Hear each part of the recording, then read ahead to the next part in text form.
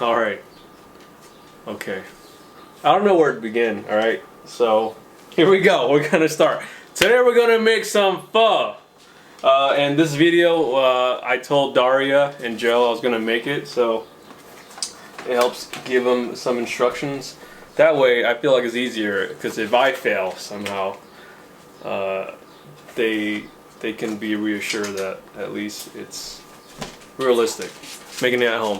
Anyways, I won't fail because I've done this many times, and at this point we don't even measure exactly certain things. But the key thing you do need to know though is you need to have enough meat, and of course salt in the form of fish sauce. This is what I'm gonna use because this bottle is open. This is the most common one you can find. I use that quite a bit in the past. And then this is a more premium fish sauce. It's about $10 a bottle. You can find it in most of your stores. But here's what you're gonna need. You're gonna need at least 6 pounds of bones. We like to use these ribs, these beef back ribs, because it's about $1.88 a pound at the store that we get it from. At least it might be more or less where you are at. You're gonna need, for your aromatic, you're gonna need cinnamon sticks. You're gonna need black cardamom pods, which this is the one thing you probably don't need if you can't get it. It's kind of hard to get and it's very expensive. You're definitely gonna need some star anise at the store. And I don't know why I need to show what this looks like, because once you... Is it recording? It's recording. Okay. And I wish I can cut this up. And we will chop it up if we have to. We will chop it up actually. You're gonna need some coriander. You're gonna need some fennel. You have to cut all this into whatever. Cloves. It's not in a fancy bag. It's just cloves. And then you're gonna need onions and ginger. All right, let's do it another way. 6 pounds of beef ribs. That's the bone of choice these days. It has the meat in there. It's free. You're gonna need star anise, cardamom pod if you can get it. If not, that's the one thing you can skip. Cinnamon sticks. You're gonna need cloves, and then you're gonna need onions, a whole big old nub of ginger, coriander, fennel seeds, cilantro, the dry noodles, or if you can get it fresh, ideally get it fresh at the Asian grocery stores. You're gonna need some sort of rock sugar. I would say do not substitute this with white sugar. Brown sugar might be okay, but cane sugar or rock sugar is the best. Or I'm sorry, it's called palm sugar. They should have that in the grocery store. Hoisin sauce, it typically comes in a bottle, but we can't get it here in a bottle. So for your dipping sauce later, and then sriracha, same thing. Salt, and then fish sauce. This is the bottle that's open. I'm going to use this, but you should get this one right here with the 3 crab. This one is the more premium one. It does matter which fish sauce, what kind of fish sauce you get, because if you get the cheap one from the American store, it won't be as good. And that's the bulk of the ingredients that you need, and they'll all be in the ingredients list on the recipe, so don't fret if you didn't get this down. Focus, focus. I'm right here. I'm right here. Damn it, focus. There we go. One of the optional thing that you can do, but I would recommend that you should do, is to roast the ribs. Cut them up into like maybe singles or twos, pairs, and then you want to roast these in the oven on, like, I want to say 400 or even 425. That way it renders the fat, right? And that way you don't got to worry about the fat hanging out in the broth, or at least the bulk of the fat.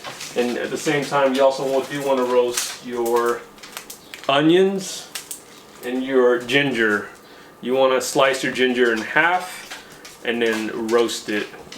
The onions, you do want to peel off the outermost layer of the skin, and then you will just roast it. Half it first, cut in half, and then roast it. So yeah, roast the bones and roast the ginger and onions. And then all of the dry aromatics, like all of this right here, all of this, you know, dry spices, you will just put it inside of a pan and roast that until it becomes fragrant at medium high. You don't want to burn anything. You just want to apply heat. That way it kind of releases some of the oils and smells and whatnot. And all of that stuff, you do want to get a cheesecloth, a big old cheesecloth like so. Tie it up with some twines or something, or just, you know, tie it into a little ball. That way all of these small little seeds do not get released into the broth, because it's going to be a pain to fish it out later and strain it. So yeah, I'm going to get roasting. I'm going to get the bones roasted, and I'll be right back. Alright, this next part we're going to roast some of the aromatics. We'll start with 1 tablespoon of the coriander.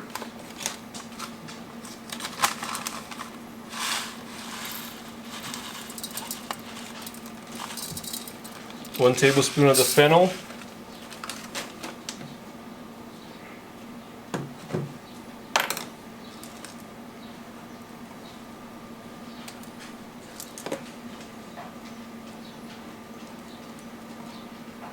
Six whole cloves.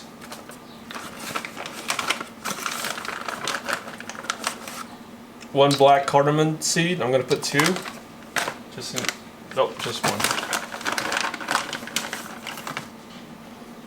6 star anise.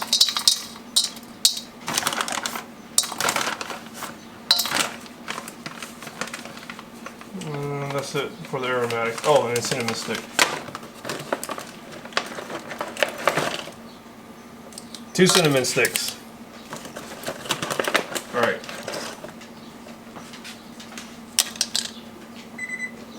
I gotta heat this up.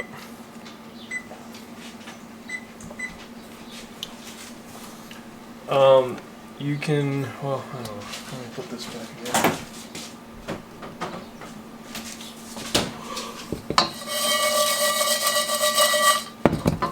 You just want to put it all inside of a roasting pan. This is a wok.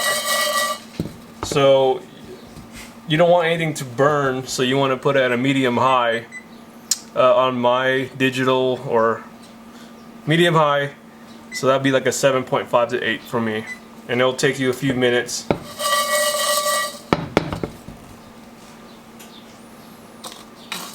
Is it recording still? Mm-hmm.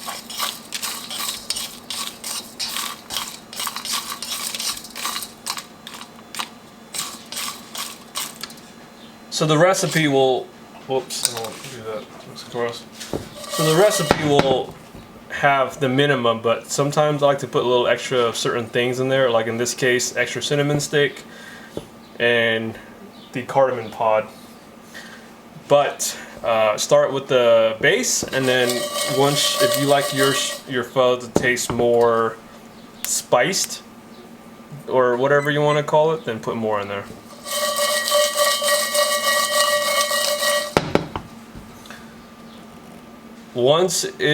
Once you can smell some of the cinnamon and the other spices, that's when it's pretty much good enough to go.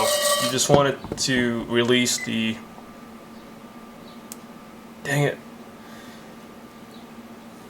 Once you smell these spices, turn off the heat and it's good to go. You don't want to burn anything, you just want it to smell and smoke.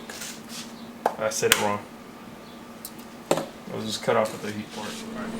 I have a very small oven, so here's the meats. I rotated the meat that was on top, and now that's the ginger and the onions. All right, so here's the ribs. I'm gonna cut them off. I kind of left it all in its place. There you go.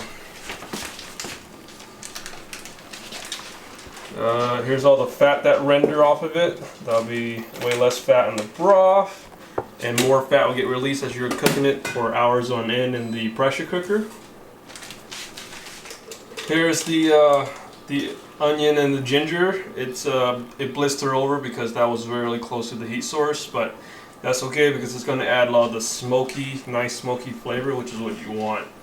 Ideally, you do want to get an even roasting with the onion skin. So I would have put that a little bit lower next time and get a more browning. But that was on the broil function in the oven, so. Alright, here we go. So all of the bones have been, ribs, I should say, have been sliced and placed down the very bottom. I kind of plugged in the crevices, if you will. The ginger, kind of spaced them out, and then the onion, I just kind of put it along the side. This here is the bundle of spices tied in the cheesecloth, and stuff like the cinnamon sticks you can just chuck in there because it's easy to remove afterwards. So there you go. And this is a 6-quart pressure cooker. Ideally, if you have an 8-quart, it would be perfect, but you just gotta fill up the whole thing with cold water, drinking water, because you know you really want good, clean, purified water. So I would fill it up, cover the bones, hit the max line. There we go. We will add more water later when we remove all the bones, but so now, all right, as the water is heating up, I'm gonna add 1 rock sugar, but that's the minimum you want to do. I'm gonna add 2, because at this point I know how it's going to be after the fact. You're gonna need to add more sweetness in there afterwards, and this is going to be 1.5 tablespoons of salt, and then you want to add 1/4 of a cup of fish sauce. Bam. Alright, at this point I'm gonna turn it on for, I want to say, 1.5 hours. That will be the point when we check out how the thing is going, and we will remove the scum from the very top, and then it will take another hour. So you're looking at 2.5 hours total of pressure cooking. Now if you don't have a pressure cooker, you can use a pot, and you would just simmer it along. It will take you well over twice as much time on the stove, but I like this because now I can just set it, come back in 1.5 hours and check on it, and we'll come back from there. Alright, while we wait, I do want to mention that, oh, butters. This is the recipe that I'm sending. It's just a guideline. You can absolutely tweak it however you want, of course. Recipe is always a suggestion. I would suggest make it however you like it. More salty, more sweet, more aromatic, whatever it may be, more beefy even, if you will. The limitation with the pressure cooker is that it only has so much space for bones and everything else. And once you put so much meat in there and not enough liquid, you won't get any extraction. And right now is a good day to make it because it's currently overcast outside and cold, but I like to eat pho even when it's not the case outside. And yes, the pho itself will taste way much better than any restaurant pho, or most restaurant pho that you would eat at. I would say 9 out of 10 times, unless you go to like a really good restaurant in Sacramento or San Jose or any place with really great pho. You're gonna taste the difference between your homemade pho that's way more robust and beefy and attentive and whatnot versus the restaurant one where a lot of shortcuts is taken. So yeah, we will come back later. I need to go out to the store and grab a few more things that I realized that I'm missing, and so off we go. Alright, so here's all the cinnamon, onions, and ginger. I like to typically just kind of press down a little bit, get the extra little juices out, a lot of the onion flavor in there, a lot of the bone broth. And this right here, this is just a strainer you can buy at the Asian store too. It's very versatile, I would say, versus the normal strainer. You can put a lot of the noodles in there, and then just, or any kind of like thin slices of raw beef that you want to cook really quickly, you can just dip it in there. So I'm getting all the juice out of there, and you don't want to squeeze too much because maybe some of the onions, since it's so cooked, will end up in the pot, which you don't want to do. But That's probably good enough for now. That's good. So this is the end result with the broth. Most of the fat, you can see a little bit of fat, which is fine. We want that flavor on there, but there's some, you know, there's some remnants of like the onion skin and some of the meats and whatnot. I don't mind it personally. My wife likes to strain it. She don't like that stuff in there, but honestly, I think it adds a lot of character to the broth. At this point, you do want to taste the broth and see if it's just right where you want it to be. So I only used about 3 pounds of beef meat. This here is all of the beef that I pull out of there. The ribs is very, very tender, so when you pull it out of there, you want to be really careful. And this is after an hour and a half of pressure cooking. As you can see, you have to be extra careful because this will literally fall off the bone. So you extracted all that goodness, and then here, so you can see how cooking it beforehand in the broiler kind of really helps with that extra beef flavor versus if you didn't. So yeah, each bowl of pho, I typically like to put like 1 or 2 in there, how much meat you would like, but that's your rib meat. It's really good, really tender. And this is how much fat I was able to scoop out from the very top layer from 3 pounds of beef bones. And it really depends on what kind of cut of meat you use. I like to use, because you really do need a bone beef bones in order to make the broth. The beef ribs have meat and bones, because you could just buy, you know, beef knuckles, and that will render a lot of fat, a lot of bone marrow, which is really good also as far as the end product goes. But then you would need something with more meat in it. So I like this. It's not all meat and it's not all bones. It's kind of in the middle, and it's fairly cost efficient, I would say. All right, so after tasting the broth, it needed sugar, more sugar for sure. The rock sugar we had is not as sweet as the palm sugar. So at this point, you should add a little bit of, I would say, cane sugar. I like to do cane sugar because it seems healthier than just normal processed granular white sugar. Or brown sugar works too, but you don't want to overdo it. Just add maybe like a tablespoon at a time, and then stir it around, dissolve the sugar, and then adjust your taste. And since I only use 3 pounds of bones, I'm not gonna follow the recipe as far as like water wise, because that's for 6 pounds of bones. So adjust accordingly, but you also don't want to water down your broth too much, because typically if you were to use the right amount of bones, you do want to fill up this pot to equate to 8 quarts or so. Alright, once the broth is at a rolling boil, you do want to just quickly submerge the noodles, maybe like, 2 seconds. And we'll get it going here, plop it in there. It's kind of already really cooked. Actually, you probably skipped that step, so don't mind me doing that. I screwed up. Afterwards, you just pick out 2 of these lovely beef ribs here, like so, right? And you add just enough broth to cover the noodles, or just as much as you would like. Yep, I think the noodles are way overcooked now because I shouldn't have dipped it in there because it was already reconstituted.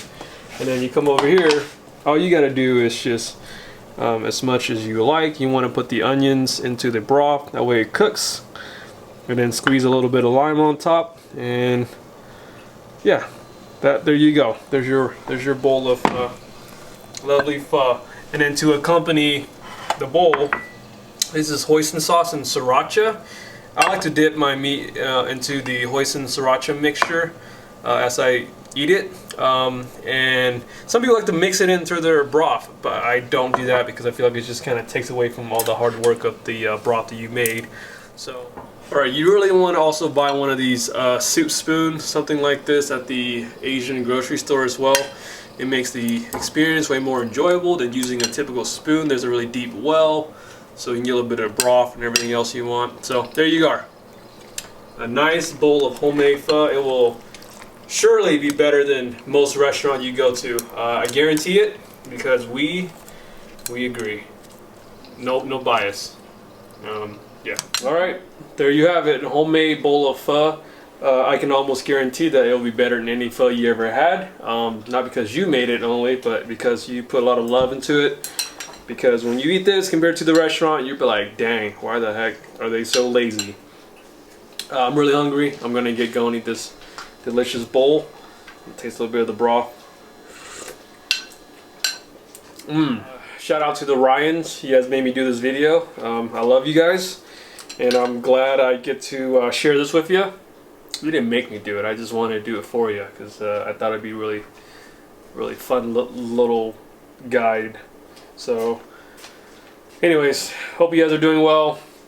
Hope everyone at home watching this can try to do it. It's not very difficult. I would say it's very intimidating, but for the most part, once you get over it, you're gonna love cooking food at home like we do. So, bon appetit.